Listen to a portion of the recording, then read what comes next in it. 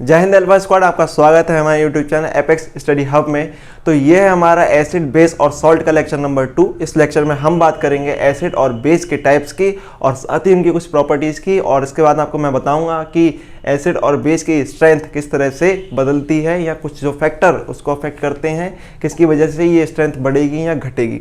और साथ ही कुछ नेचुरल सोर्स की बात करेंगे एसिड्स के हम, क्योंकि एनडीए के एग्जाम में फैक्चुअली कुछ नेचुरल सोर्स पूछ लिए जाते हैं। किसी भी या तो आपके पास फल या सब्जी होगी, उसमें से पूछ लेंगे किस तरह का एसिड उसमें मिलता है, हमको क्या पाया जाता है। ठीक है, तो चलिए इस वीडियो को शुरू करते हैं और सबसे पहले हम बात करते हैं टाइप्स ऑफ एसिड्स की। तो देखिए हम चल रहे हैं टाइप्स ऑफ एसिड्स। ठीक है, टाइप्स ऑफ एसिड में हमारे पास सबसे पहले आता है स्ट्रॉन्ग एसिड।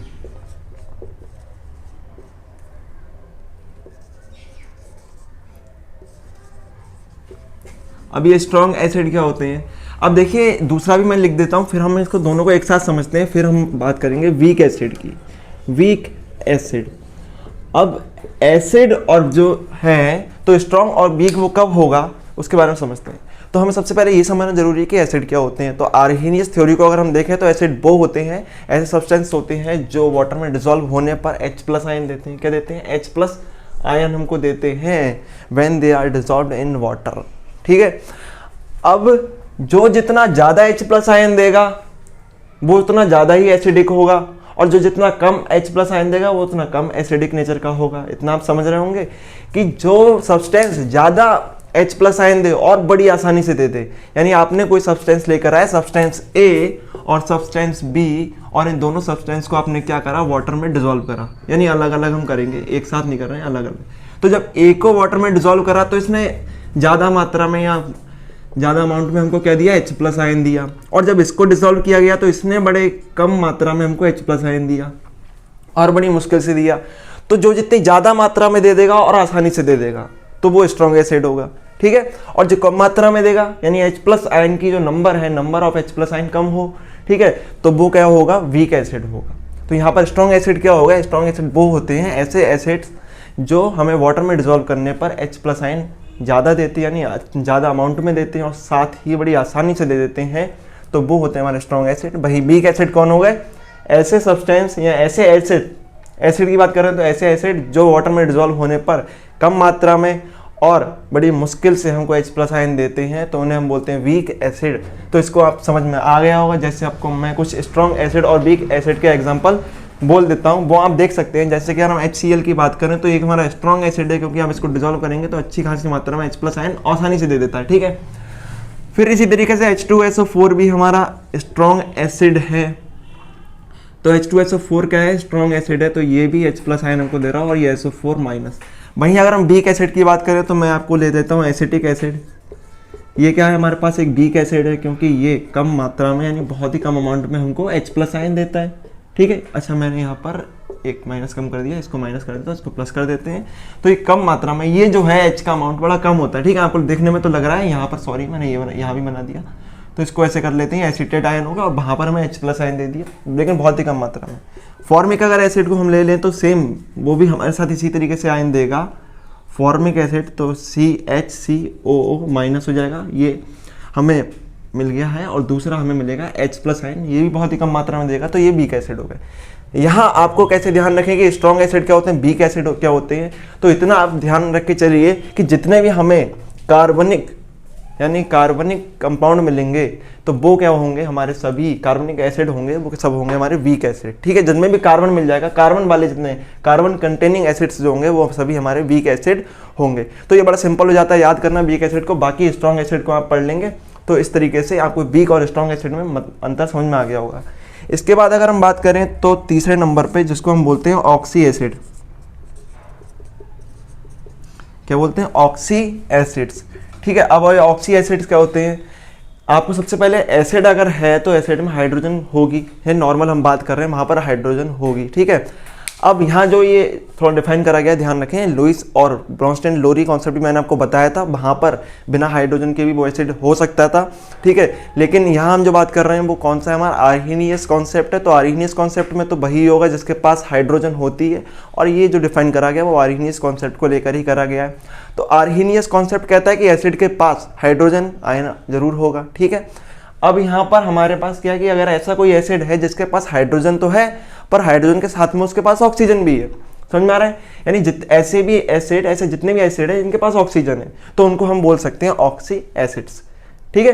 जितने भी एसिड होंगे जो ऑक्सीजन कंटेन कर रहे होंगे, ऑक्सीजन का ऐसा एक परमाणु हो, 2 परमाणु हो, 3 परमाणु, जितने भी एटम हो, चाहे हो जरूर, अगर ऑक्सीजन के एटम उस एसिड के अंदर है तो हम उसको ऑक्सी एसिड बोलेंगे, और उसमें नहीं है तो हम उसको ऑक्सी एसिड नहीं बोलेंगे, ठीक है। तो कुछ ऑक्सी एसिड के एग्जांपल हम देख लेते हैं। जैसे कि यहाँ हम अगर देखें तो ये भी देखो ऑक्सी एसिड है, इसके पास ऑक्सीजन है, ऑक्सी एसिड है, ये भी ऑक्सी एसिड है, ये भी ऑक्सी एसिड है। तो ये सभी क्या है, ऑक्सी एसिड है, क्योंकि इनके पास ऑक्सीजन का कोई एटम है, एक है या 2 है, पर ऑक्सीजन है जरूर। तो ऐसे जितने भी एसिड होंगे इनके पास ऑक्सीजन है, वो ऑक्सी एसिड हो गए। तो एग्जांपल अगर लिखना चाहूँ तो लिख सकते हो, बड़ा सिंपल है, H2SO4 हो गया, CH3COOH हो गया, HNO3 हम कर सकते हैं, नाइट्रिक एसिड हो गया। इसके अलावा अगर हम बात करें HClO हो गया, ठीक है। तो ये सभी क्या है, हमारे पास ऑक्सी एसिड्स हैं। इसके बाद अगर हम चौथे टाइप की बात करें, यानी 4th टाइप की बात करें एसिड्स के, तो वो हमारे पास है जिसको हम बोलते हैं हाइड्रोजन एसिड, ठीक है। तो हाइड्रोजन या हाइड्रो भी बोल सकते हो, ठीक है। तो इसको बोलते हैं हाइड्रो एसिड। तो ऐसे एसिड जिनके पास हाइड्रोजन है पर ऑक्सीजन नहीं है, तो हम उनको बोलते हैं हाइड्रो एसिड्स। अब आप समझ में आ गया हो कि दोनों तो आर्हीनियस कॉन्सेप्ट को फॉलो कर रहे हैं कि हाइड्रोजन तो उसके अंदर हो, पर अगर हाइड्रोजन के साथ उसमें ऑक्सीजन भी है तो उसको ऑक्सी एसिड बोलेंगे, और ऑक्सीजन नहीं है, केवल हाइड्रोजन है, तो हम उसको हाइड्रो एसिड बोलेंगे। जैसे अगर हम HCl को देखें तो ये क्या है, एक हाइड्रो एसिड है। तो यहाँ पर जैसे इसका एग्जांपल, ये क्या है, एक हाइड्रो एसिड है। इसी तरीके से HF भी एक हाइड्रो एसिड है, HBr भी एक हाइड्रो एसिड है, क्योंकि इन सभी में हाइड्रोजन तो है पर ऑक्सीजन नहीं है। तो ये सब क्या होगा, हाइड्रो एसिड। सिंपल सा तरीका है, जिसके साथ ऑक्सीजन ऑक्सी एसिड, जिसके साथ ऑक्सीजन नहीं है और सिर्फ हाइड्रोजन है तो वो हाइड्रो एसिड या हाइड्रोजन एसिड भी इसको अगर लिख दे तब भी कंफ्यूज नहीं होना, क्योंकि सेम चीज़ है, ठीक है। तो इसको रफ करते हैं, फिर आगे चलते हैं। तो अब हम बात करते हैं टाइप्स ऑफ बेस की। तो टाइप्स ऑफ एसिड हम समझ लिए 4 तरह के हो गए आपके पास। अब टाइप्स ऑफ बेस, ये केवल 2 तरह के हैं आपके पास, स्ट्रॉन्ग बेस और वीक बेस, ठीक है। तो यहाँ पर मैं लिख देता हूँ टाइप्स ऑफ बेस। तो हमारे पास सबसे पहला टाइप कौन सा हो गया, स्ट्रॉन्ग बेस, ठीक है। अब ये स्ट्रॉन्ग बेस क्या हो गया, और दूसरा हमारे पास क्या है, वीक बेस। तो बात वही है कि दोनों को क्या करना है, हमें वाटर में डिसॉल्व करेंगे, क्योंकि आर्हीनियस के कॉन्सेप्ट से हम क्या समझते हैं कि ऐसे जितने भी सब्सटेंस जो हमको OH माइनस आयन देते हैं वो क्या होते हैं, हमारे बेस होते हैं। ये कौन हो गए, बेस, ठीक है। तो जब इनको वाटर में डिसॉल्व करेंगे तो ये OH माइनस आयन देंगे। अब इनमें से जो OH माइनस आयन आसानी से दे देगा, ज़्यादा मात्रा में दे देगा, ज़्यादा अमाउंट में दे देगा, तो हमारा कौन हो गया, स्ट्रॉन्ग बेस हो गया। जो कम अमाउंट में देगा और आसानी से नहीं देगा तो हम उसको बोलेंगे क्या, वीक बेस। तो दोनों में बड़ा सा सिंपल सा तरीका है समझने का, क्या कि जो ज़्यादा मात्रा में दे देगा, ज़्यादा अमाउंट में दे देगा हमको OH माइनस आयन वाटर में डिसॉल्व होने पर, वो स्ट्रॉन्ग बेस, और जो कम अमाउंट में देगा वो वीक बेस। तो इसके कुछ एग्जांपल हम लिख लेते हैं, जैसे कि KOH, और अगर हम बात करें CaOH होल ट्वाइस, ठीक है। और फिर जैसे हम लिख सकते हैं NaOH। तो ये जो है हमारे कौन है, स्ट्रॉन्ग बेस है, ठीक है, स्ट्रॉन्ग बेस। और वीक बेस की अगर हम बात करें तो जैसे MgOH का होल ट्वाइस हो गया, NH4OH हो गया, ठीक है, AlOH होल थ्राइस हो गया, ठीक है। इसके अलावा अगर हम बात करें तो जैसे हम बोल सकते हैं, और भी हम देख सकते हैं FeOH का होल ट्वाइस, ये Fe बना है मैंने, ठीक है। तो ये सभी क्या है हमारे पास, ये वीक बेस है।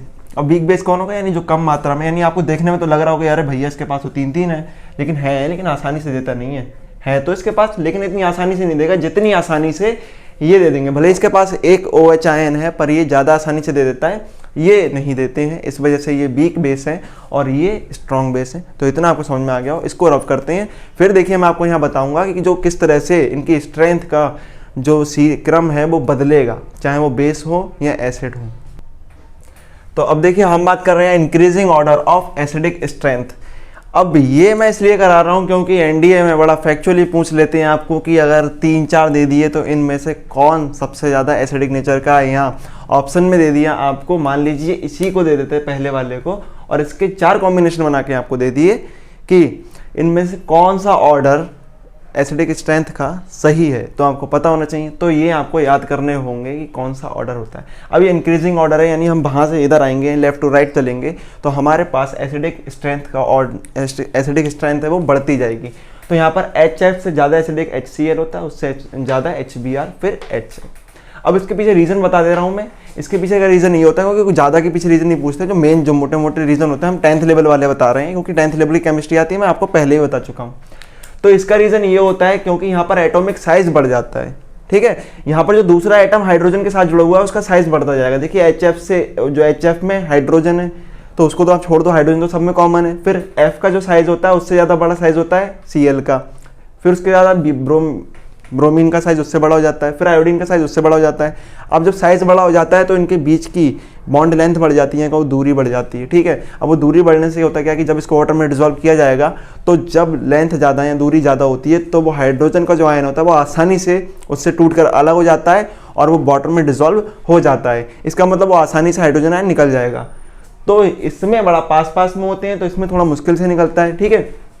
ये थोड़ा दूर इनके बीच की दूरियां बढ़ती जाती हैं। अब दूरियां बढ़ गई तो उसको आसानी से अलग कर सकते हैं, तो ये सबसे ज़्यादा आसानी से अलग हो सकता है। तो इनका ये रहता है ऑर्डर, और इसका रीज़न क्या है, बढ़ता हुआ इनका आकार या हम कहें एटॉमिक साइज का इंक्रीजन इसके को क्या कर देता है, इनके जो वो एसिडिक स्ट्रेंथ है उसको भी इंक्रीज कर देता है।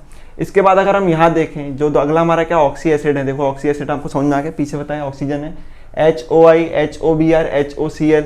तो यहाँ पर जो क्रम है वो कुछ इस तरह से है, आपको ध्यान रखना है, ठीक है। यहाँ पर ये क्रम कैसा है, थोड़ा सा उल्टा, ठीक है।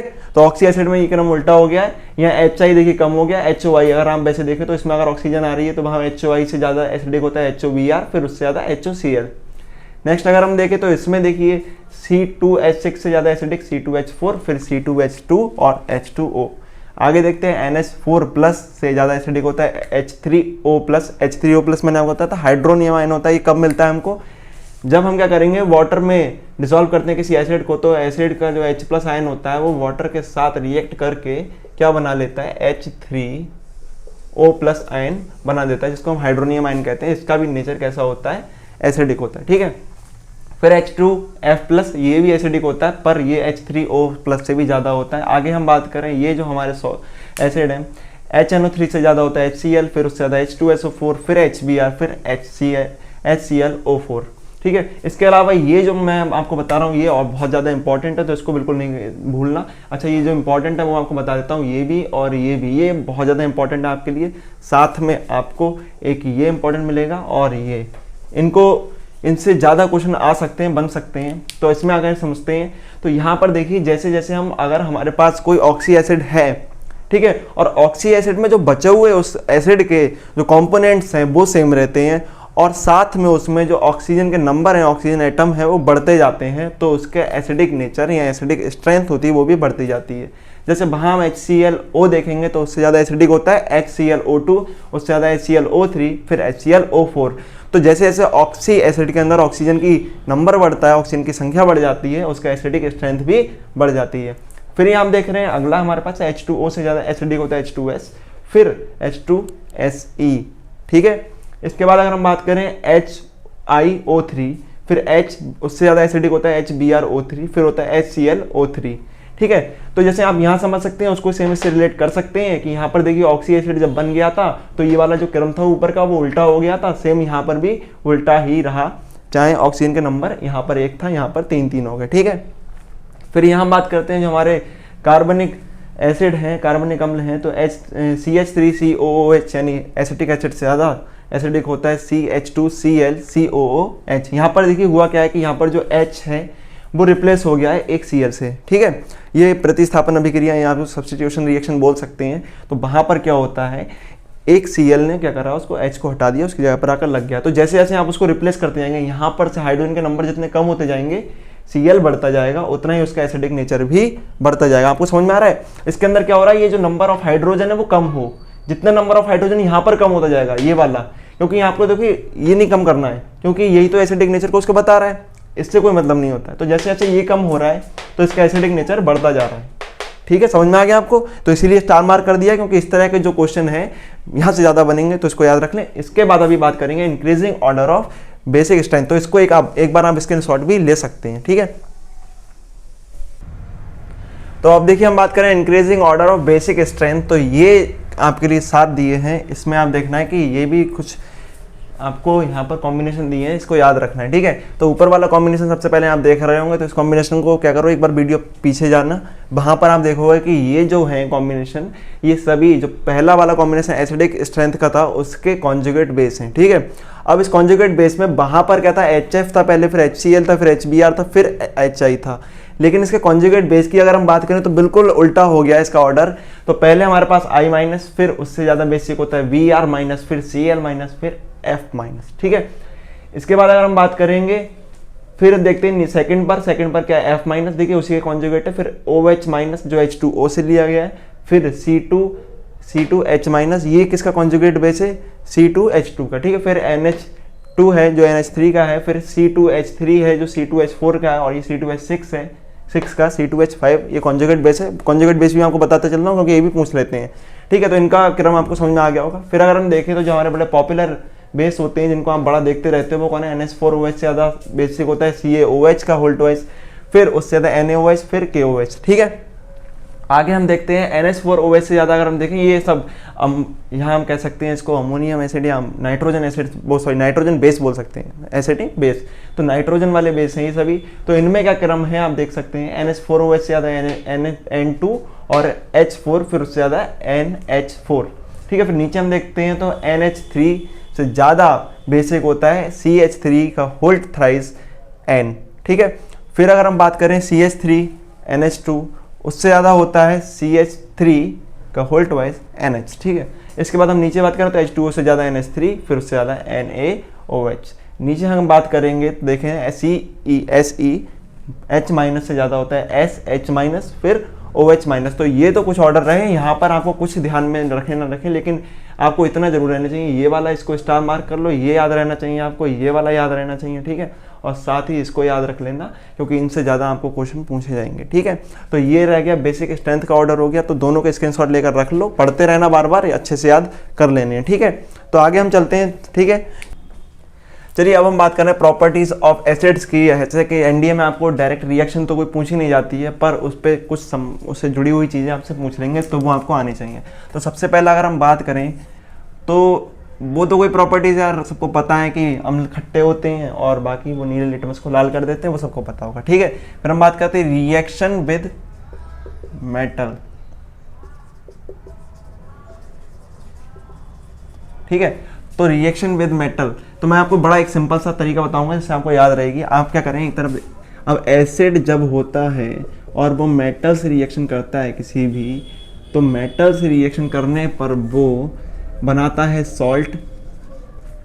ठीक है, सॉल्ट बना लेता है और साथ में आपको वो करता है हाइड्रोजन गैस दे देता है। सॉल्ट बनाएगा और साथ में क्या हो जाएगी, हाइड्रोजन गैस, यहाँ आप कर सकते हैं हाइड्रोजन गैस। ठीक है, तो समझ में आ गया, एसिड मेटल से क्रिया करके या रिएक्ट करके क्या बनाते हैं, सॉल्ट और हाइड्रोजन गैस। एग्जांपल इसका ले लेते हैं, एसिड हम ले लेते हैं बड़ा पॉपुलर बड़ा सिंपल सा एसिड HCl, और एक हम ले लेते हैं मेटल K यानी पोटेशियम, और इसके साथ जब ये रिएक्शन करेगा तो यहाँ पर देखिए आपको क्या करना है, जो मेटल होता है, मेटल क्या करेगा, मेटल जाकर एसिड में जो H+ आयन होगा या जो एसिडिक हाइड्रोजन है, क्योंकि कुछ ऐसे भी आपको एसिड मिलेंगे जहाँ पर वो हाइड्रोजन एसिडिक नहीं होगा, हाइड्रोजन होगा लेकिन एसिडिक नेचर को डिफाइन करने वाला हाइड्रोजन नहीं है, तो ये क्या करेगा, जो एसिडिक नेचर को डिफाइन करने वाला हाइड्रोजन है उसको जाके हटा देगा, रिप्लेस कर देगा और उसकी जगह पर खुद आ जाएगा। तो इसको हटा दो और हमारे लिए मिलेगा KCl और हाइड्रोजन गैस निकल जाएगी। तो इसको हम बैलेंस भी कर लेते हैं, रिएक्शन को बाहर 2 करना है तो इसको 2 और इसको 2 कर देंगे, तो इस तरह से हमको मिलेगा, जिसको पोटेशियम क्लोराइड एक सॉल्ट है। ठीक है, दूसरा हमारे पास हाइड्रोजन गैस निकल चुकी है। तो इस तरह से और भी रिएक्शन हो सकती हैं, जैसे H2SO4 ले लें हम, और साथ ही अगर हम क्या ले लें Mg, तो हमारे पास क्या होगा, यहाँ मिलेगा हमको दूसरा सॉल्ट जो होगा MgSO4, क्योंकि Mg हाइड्रोजन को रिप्लेस कर देगा और साथ ही हमारे लिए मिलेगी हाइड्रोजन गैस। तो ये तो रही रिएक्शन किसके साथ, मेटल के साथ। तो वही काम क्या, एसिड मेटल के साथ रिएक्शन करके सॉल्ट और हाइड्रोजन गैस बनाएगा, ठीक है, सॉल्ट बनाएगा, हाइड्रोजन गैस निकल जाएगी। दूसरा अगर हम बात करें तो रिएक्शन विद कार्बोनेट और बाइकार्बोनेट, रिएक्शन विद कार्बोनेट और बाइकार्बोनेट, ठीक है। तो इसको हम करते हैं, देखिए ये भी बड़ी सिंपल सी रिएक्शन है। जब कोई रिएक्शन यानी कोई भी एसिड होगा रिएक्ट करेगा कार्बोनेट और बाइकार्बोनेट के साथ, तो वो करेगा सॉल्ट बना लेगा, देखिए सॉल्ट तो बनना है, ठीक है। दूसरा हमारे पास वो क्या करेगा, CO2, यानी कार्बोनेट आ गया, कार्बन आ गया, तो वहां से CO2 निकलेगी, आपके पास क्या निकलेगी, CO2, ठीक। और दूसरा उसके बाद आपको मिलेगा वाटर, या उसके देख सकते हैं आप संग में क्या मिलेगा, लेकिन मैं बता रहा हूँ तो वाटर मिलेगा। देखिए ज़्यादा केसेस में आपको क्या मिलेगा, वाटर। तो कोई भी जो एसिड होगा वो कार्बोनेट या बाइकार्बोनेट के साथ रिएक्ट करेगा, तो सबसे पहले सॉल्ट देगा, दूसरा हमें कार्बन डाइऑक्साइड देगा, तीसरा हमें वाटर देगा, ठीक है।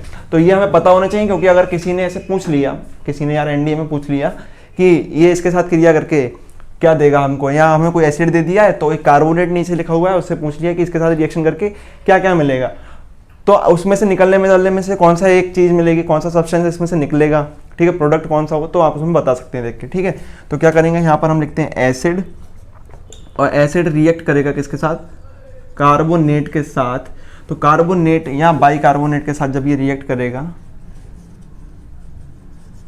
तो हमको ये देगा सॉल्ट, ठीक है, प्लस CO2 कार्बन डाइऑक्साइड और प्लस H2O, ठीक है, यानी वाटर, ठीक है, सॉरी इसको निकालना ही है। इस तरीके से हमको ये मिल जाएगा। जैसे अगर हम एक रिएक्शन देखें तो HCl ले लेते हैं हम, और साथ ही अगर एक कार्बोनेट ले तो Na2CO3 एक कार्बोनेट है, इसके साथ हम रिएक्शन इसकी करा देते हैं।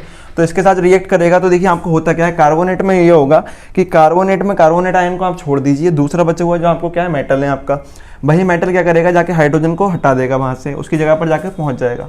तो यहाँ हमें मिलेगा NaCl, ठीक है। अब इसको बैलेंस कर लें तो इसको भी 2 कर लेना, क्योंकि 2 Na है तो दोनों उसको हटा देंगे, ठीक है। तो 2 NaCl हो जाएगा, ठीक। तो 2 NaCl हो गया। यहाँ से आपके पास 2 हाइड्रोजन निकले होंगे और यहाँ CO3 मिला है, तो CO3 CO2 में बन जाएगा, ठीक है। वहाँ से एक ऑक्सीजन निकलेगी इसमें से, ठीक है, और वो ऑक्सीजन इस हाइड्रोजन के साथ, 2 हाइड्रोजन के साथ रिएक्ट कर लेगी और बना लेगी वाटर, ठीक है, H2O, ठीक है। सिंपल सी रिएक्शन है, इतना ज़्यादा रिएक्शन डिफाइन नहीं करनी, वो रिएक्शन पूछी नहीं जाती है, तो सिर पे जोर मत मारना कि अरे भैया रिएक्शन नहीं आई मेरे को। दूसरा अगर हम देखें बाइकार्बोनेट ले लेते हैं, तो इसी का हम बाइकार्बोनेट ले लेते हैं, तो सॉल्ट एसिड में चेंज कर देता हूँ आपके। दूसरा अगर हम बाइकार्बोनेट करके NaHCO3 कर देते हैं, ठीक है। तो इसमें क्या करेंगे हम, देखिए तो यहाँ पर Na क्या करेगा, Na जाकर इसको रिप्लेस कर देगा, ठीक है, H2 को हटा देगा, तो उसके बाद वो सॉल्ट बना लेगा अपना। तो वहाँ सॉल्ट जो बनेगा वो होगा Na2SO4। बैलेंसी आपको पता होनी चाहिए किसकी बैलेंसी कितनी होती है, ठीक है। हालांकि हम आगे पढ़ाएंगे भी तो उसमें पता चल जाएगी, लेकिन कुछ बैलेंसी हमको याद भी होनी चाहिए, क्योंकि इतना पढ़ के आए हो, 12th कर लिया है, तो यार बैलेंसी तो आनी चाहिए, ठीक है।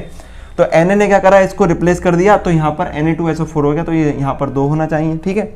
दूसरा हम क्या करते हैं, यहाँ से देखिए यहाँ पर 2 हाइड्रोजन हो जाएंगे, और यहाँ पर ये कितने हाइड्रोजन है, 2, ठीक है, 2 2 4 हाइड्रोजन हो गए, ठीक है। यहाँ से क्या आपके पास 2 CO3 है, 2 CO3 है ना, तो 2 CO3 में से आपके पास निकलेंगे 2 CO2, और यहाँ पर 2 मॉलिक्यूल बचे, सॉरी 2 मॉलिक्यूल नहीं, 2 एटम बचेंगे किसके, ऑक्सीजन के, जो इसके और इसके साथ मिलकर 2H2O बना लेंगे। तो इस तरीके से आपने देखा, चाहे कार्बोनेट हो या बाइकार्बोनेट हो, सॉल्ट बनेगा, ठीक है। ये सब क्या है, सॉल्ट है, ठीक, कार्बन डाइऑक्साइड है, फिर वाटर है। तो इसको रब करते हैं, तो हम तीसरी प्रॉपर्टी पर चलते हैं जो हमारी न्यूट्रलाइजेशन रिएक्शन, न्यूट्रलाइजेशन रिएक्शन। अब ये रिएक्शन बड़ी इंपॉर्टेंट है, क्योंकि आपको ये रिएक्शन अलग से भी पूछते हैं और साथ में एसिड की प्रॉपर्टी भी है और ये बेस की प्रॉपर्टी भी है, ठीक है। तो न्यूट्रलाइजेशन रिएक्शन क्या होती है कि हमारे पास हमने 2 चीज़ें पढ़ी हैं, एक एसिड और बेस, ठीक है। अब एसिड क्या होता है, जो H+ आयन देता है, और बेस क्या होता है, जो H- आयन देता है, अकॉर्डिंग टू आर्हेनियस कॉन्सेप्ट, ठीक है। तो ये जब आपस में अगर रिएक्ट करेंगे तो आपस में रिएक्ट करने पर एसिड H+ आयन दे देगा, बेस OH- आयन दे देगा, और ये दोनों आयन मिलकर वाटर बना लेंगे। ठीक है, वाटर का मॉलिक्यूल बना लेंगे, जिससे वाटर का मॉलिक्यूल अलग हो जाएगा। दूसरी बात, फिर हमारे पास एसिड के पास कोई दूसरा नेगेटिव आयन होगा, ठीक है, जो नॉन मेटेलिक होगा। अगला, इसके पास एक प्लस आयन होगा जो मेटेलिक होगा, और वो दोनों प्लस आयन और इसका माइनस आयन जो दूसरा बचा रह गया, वो दोनों मिलकर क्या बना लेंगे, एक सॉल्ट बना लेंगे। और इस रिएक्शन को हम बोलते हैं न्यूट्रलाइजेशन रिएक्शन। तो देखिए क्या होता है, इस रिएक्शन में एसिड बेस के साथ रिएक्ट करके सॉल्ट और वाटर बनाते हैं। अब इसको न्यूट्रलाइजेशन रिएक्शन क्यों बोल रहे हैं वो समझना है, क्योंकि यहाँ पर न्यूट्रलाइजेशन रिएक्शन इसलिए हो गया क्योंकि एसिड जिसका एसिडिक प्रॉपर्टी थी, बेस की बेसिक प्रॉपर्टी थी, लेकिन इस रिएक्शन के बाद ना एसिडिक प्रॉपर्टी बचती है ना बेसिक प्रॉपर्टी बनती है। जो सब्सटेंस बनेगा वो इन दोनों प्रॉपर्टी का होगा नहीं, न्यूट्रल बोल सकते हैं, इसीलिए बोलते हैं न्यूट्रलाइजेशन रिएक्शन। तो यहाँ पर एसिड का एसिडिक नेचर और बेस का बेसिक नेचर दोनों खत्म हो जाता है इस रिएक्शन में। और कैसे होता है उसको समझने के लिए बताया मैंने, एसिड का H+ आयन और बेस का OH- आयन आपस में रिएक्ट करके वाटर का मॉलिक्यूल बना लेगा, और बचे हुए एसिड का H- का जो दूसरा आयन होगा, ठीक है, और बेस का जो प्लस आयन होगा दूसरा, वो दोनों मिलकर सॉल्ट बना लेंगे। एग्जाम्पल हम देखते हैं तो एसिड का HCl हो गया, ठीक है। यहाँ पर अगर हम देखें, एक ले लेते हैं हम NaOH जो बेस है, ठीक। अब यहाँ पर क्या हुआ, इसका देखो OH- आयन, इसका H- आयन, ये दोनों निकलेंगे। यहाँ से क्या मिला हमें, OH- और यहाँ मिला H+। इन दोनों की रिएक्ट हो जाएंगे। पहले सबसे पहले यहाँ वाटर को निकाल देना अलग, ठीक है, इस रिएक्शन में। तो ये आपने अलग कर दिया, इसके बाद करनी आसान हो जाएगी। अब यहाँ पर Na बचा, Cl बचा। देखिए अगर आपके पास मेटल नॉन मेटल होता है तो लिखने का तो आपको पता है कि पहले मेटल आता है फिर नॉन मेटल आता है। तो यहाँ पर क्या हो जाएगा, NaCl। इसको और भी चेंज कर सकते हैं, दूसरे भी कर सकते हैं, जैसे कि अगर हम केवल HCl लेकर या HCl भी हटा देते हैं, H2SO4 कर देते हैं, H2SO4, और यहाँ हम कर देते हैं MgOH का होल ट्वाइस, ठीक है, MgOH का होल ट्वाइस। तो देखिए MgOH का होल ट्वाइस होने पे आगे क्या होगा, इसमें वही बात, यहाँ से देखिए 2 OH है, यहाँ पर 2 H2 है, तो यहाँ पर कितने बनेंगे, 2 H2O, ठीक है।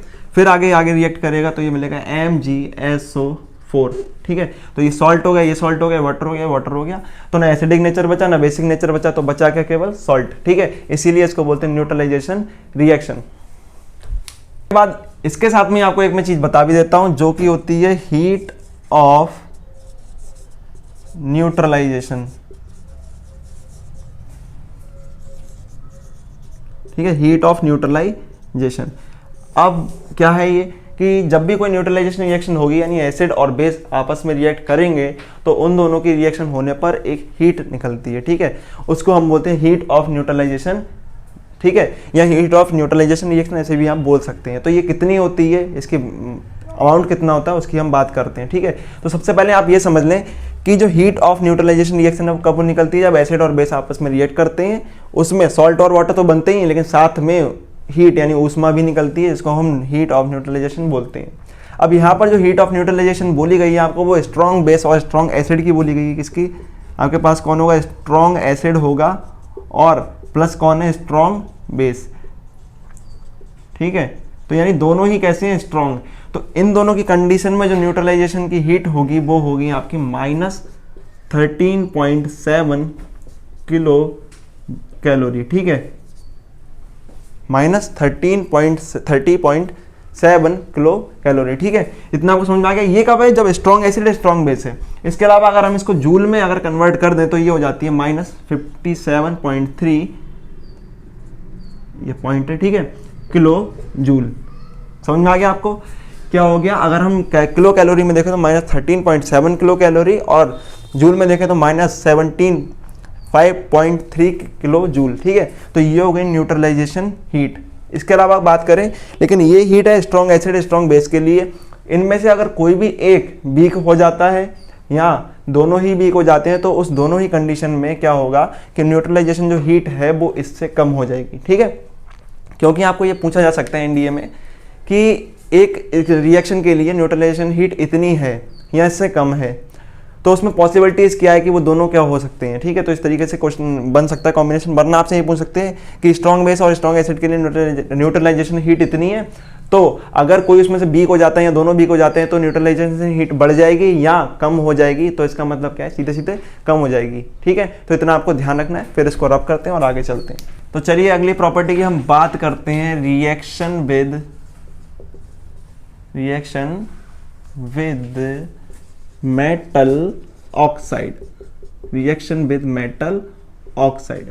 अब ये मेटल ऑक्साइड के साथ रिएक्शन कैसे होती है तो समझते हैं। जब कोई एसिड आएगा नहीं मतलब आप ले आएंगे, ठीक है, तो एसिड लाकर आप करा दें मेटल ऑक्साइड के साथ रिएक्शन, किसके साथ, मेटल ऑक्साइड के साथ। ठीक है, तो मेटल ऑक्साइड के साथ रिएक्शन करने के बाद जो एसिड है वो बनाता है सॉल्ट और वाटर। ठीक है, salt plus water. Salt plus water भी कहीं और भी बनाता न्यूट्रलाइजेशन रिएक्शन में, तो वहाँ हम समझेंगे। अभी एक चीज़ आगे मैं बताने वाला हूँ आपको, तो उससे पहले एक रिएक्शन देख लेते हैं। एसिड हमारे पास HCl है और एक मेटल ऑक्साइड हम CaO ले लेते हैं। तो इसके साथ जब ये रिएक्शन करेगा तो यहाँ पर देखिए जो H है वो ऑक्सीजन के साथ जाकर वाटर बना लेगा। तो सबसे पहले इसको बैलेंस करके बना लें, इसको 2 कर लेंगे ना तो आसानी से हमारे पास पानी मिल जाएगा। तो पानी यहाँ से निकालें, कुआँ खोदने की जरूरत नहीं है बिल्कुल भी, ठीक है, ध्यान रखना।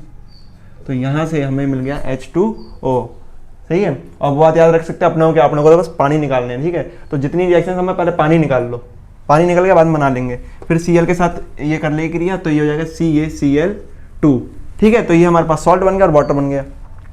तो क्या ये रिएक्शन कुछ ऐसे भी थी ना पीछे भी कि एसिड जब बेस से रिएक्शन कर रहा था तो सॉल्ट और वाटर मिल रहे थे, ठीक है। देखो यहाँ सब सेम है, ये भी सब सेम है, ये सब सेम है। तो क्या ये मेटल ऑक्साइड बेस की तरह काम कर रहा है, नहीं कर रहा है? कैसे कर रहा है? बेस की तरह।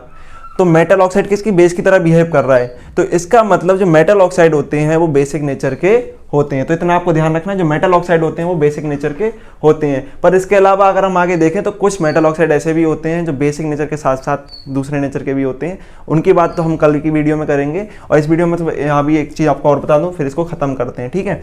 तो इतना मुझे लगता है आपको समझ में आ गया हो कि मेटल ऑक्साइड होते हैं वो कैसा नेचर होता है उनका, बेसिक नेचर क्यों होता है, क्योंकि ये भी एसिड के साथ जब रिएक्ट करते हैं तो ये सॉल्ट और वाटर बनाते हैं जैसा कि बेस करता है, ठीक है। दूसरा हम चलते हैं आगे, तो अगले हम चलें तो इनमें इलेक्ट्रिक कंडक्टिविटी होती है, क्योंकि जब इसको वाटर में डिसॉल्व करेंगे यानी का सॉल्यूशन बनाएंगे तो वहाँ पर H+ आयन हमको मिल जाएगा। अब ये H+ आयन यानी हमारे पास एक कोई चार्ज है।